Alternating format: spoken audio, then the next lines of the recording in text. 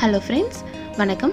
வாங்க இன்றைக்கி நம்ம வீடியோவில் ஆல் டைம் ஃபேவரட் தேங்காய் சட்னி ஒரு 3 வெரைட்டியில் எப்படி பண்ணுறதுன்னு பார்க்கலாம். இது வந்து ரொம்ப ஈஸியாக பண்ணிடலாம். டேஸ்ட் ரொம்பவே சூப்பராக இருக்கும். ஒவ்வொரு டிஷ்க்கும் ஒவ்வொரு மாதிரி தேங்காய் சட்னி மேட்சிங்காக இருக்கும். இதில் வந்து நம்ம ஒரு 3 டைப் ஆஃப் தேங்காய் சட்னி எப்படி பண்ணுறதுன்னு பார்க்கலாம். ஃபஸ்ட்டு வந்து ஒயிட் தேங்காய் சட்னி. இது வந்து நம்மளுக்கு ஹோட்டல்ல எல்லாம் சர்வ் பண்ணுவாங்கள்ல, பூரி, வடை, பொங்கல், அதுக்கெல்லாம் அந்த மாதிரி தேங்காய் சட்னி எப்படி பண்ணுறதுன்னு பார்க்கலாம். இது வந்து ரொம்ப ஈஸியாக பண்ணிடலாம். இதுக்கு 1 கப் அளவுக்கு தேங்காய் எடுத்துக்கலாம். காரத்துக்கு தேவையான அளவுக்கு பச்சை மிளகாய், 1 பீஸ் இஞ்சி போட்டுக்கலாம். இப்போ இதோட 1 ஸ்பூன் அளவுக்கு மட்டும் பொட்டுக்கடலை சேர்த்துனா போதும். இப்போ தேவையான அளவுக்கு உப்பு போட்டு இதை அரைச்சிடலாம். அவ்வளோதான், இந்த சட்னி வந்து ரெடி ஆயிடுச்சு.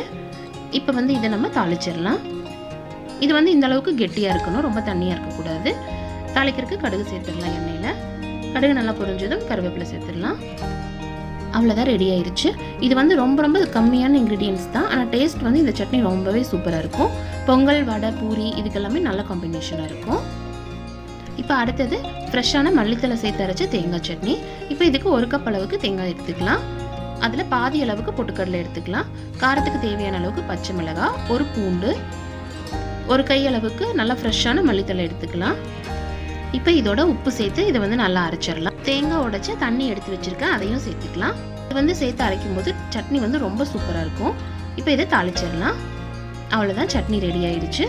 இந்த சட்னி பார்த்தீங்கன்னா பணியாரம், தோசை, ஆனியன் ஊத்தப்பம் இதுக்கெல்லாம் ரொம்ப சூப்பரான காம்பினேஷனாக இருக்கும். அடுத்தது நம்ம இட்லிக்கு அரைக்கிற தண்ணி சட்னி. இது வந்து ரொம்ப சூப்பராக இருக்கும். இதுக்கு வந்து 1 கை அளவுக்கு தேங்காய் எடுத்துக்கலாம்.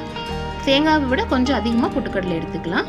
காரத்துக்கு தேவையான வரமிளகாய், கொஞ்சமாக புளி, 1 பல் பூண்டு, தேவையான அளவுக்கு உப்பு சேர்த்து இதை வந்து நல்லா அரைச்சிடலாம்.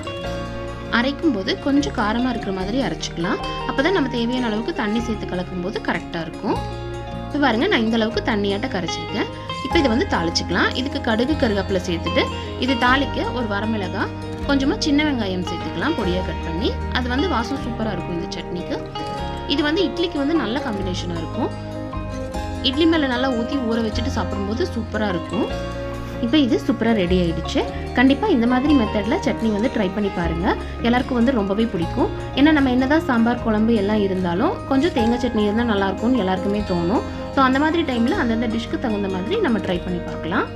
இந்த வீடியோ உங்களுக்கு ரொம்ப யூஸ்ஃபுல்லாக இருந்தால் கண்டிப்பாக உங்கள் ஃப்ரெண்ட்ஸ் அண்ட் ஃபேமிலிக்கு ஷேர் பண்ணுங்கள். மறக்காமல் நம்ம சேனலை சப்ஸ்கிரைப் பண்ணுங்கள். தேங்க்யூ.